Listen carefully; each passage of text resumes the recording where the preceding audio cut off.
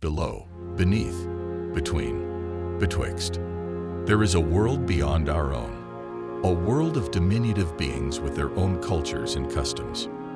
Theirs is a society that operates on a scale we cannot comprehend. For them, our world is as vast and unfathomable as space itself. They are known as the Beneathlings. The Beneathlings live in a realm where the laws of physics are very different from our own. Time and space are not constant, but fluid. They can be manipulated and bent to the will of those who know how. The Beneathlings have harnessed this power to create entire worlds within their own realm. Small pocket universes which they can populate with whatever creatures they please. These microcosms are called pockets.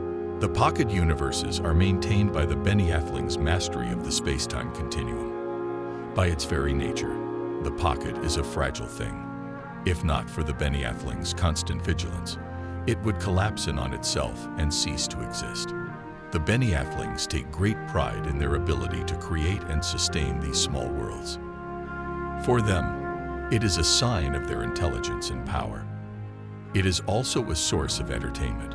They often spend their time observing the creatures within the pockets, studying their behavior and learning from them. For instance, when a Beneathling wishes to study the behavior of a particular animal, they will create a pocket universe populated by that species.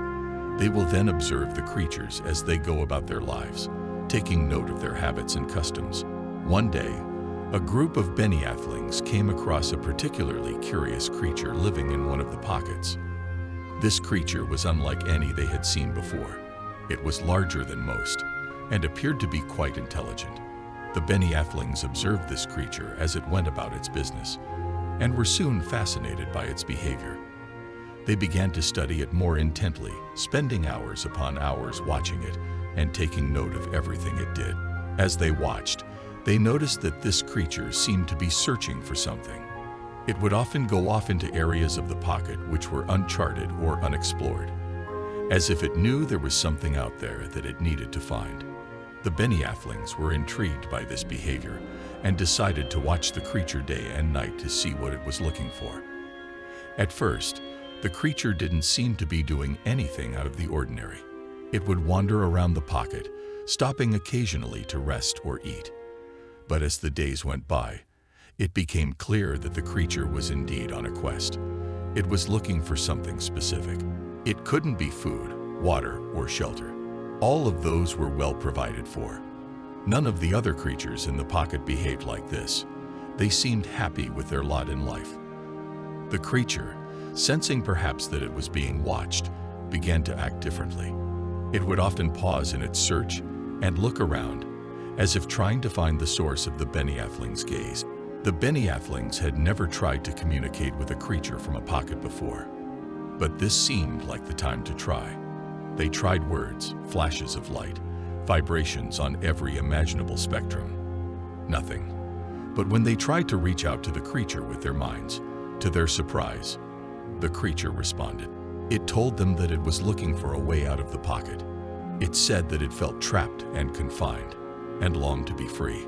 The Beneathlings were shocked. They had never thought about what life must be like for the creatures living in the pockets. They had never anticipated that a creature could even be aware that it was in a pocket. The Beneathlings tried to explain to the creature that it was safe where it was, that there was nothing beyond the pocket which could harm it.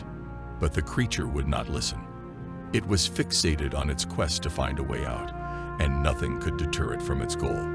The Beneathlings knew that they had to help this creature, or else it would surely perish in its attempts to escape. They used their power over space and time to open a path between the pocket universe and their own world. Then they bid farewell to the creature, wishing it luck on its journey. The creature stepped through the portal and found itself in a vast and unfamiliar world. It was scared and alone, but it was also free.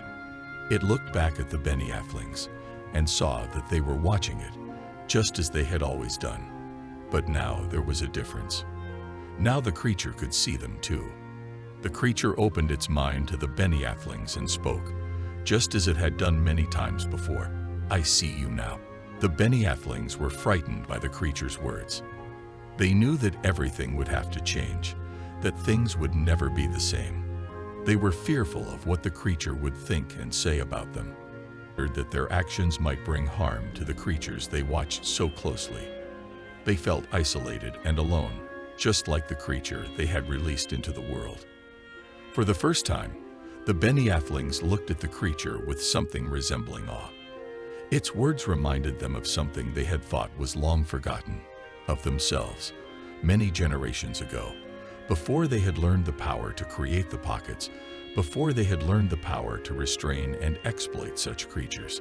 And what they had forgotten was this. They too had once come from a place much like a pocket.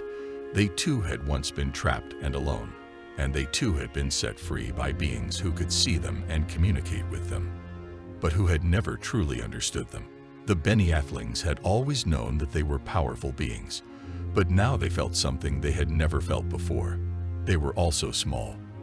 And for the first time, they began to search, really search. And though they could not find a way past the boundaries of their world, they knew that the act of seeking itself could be the key.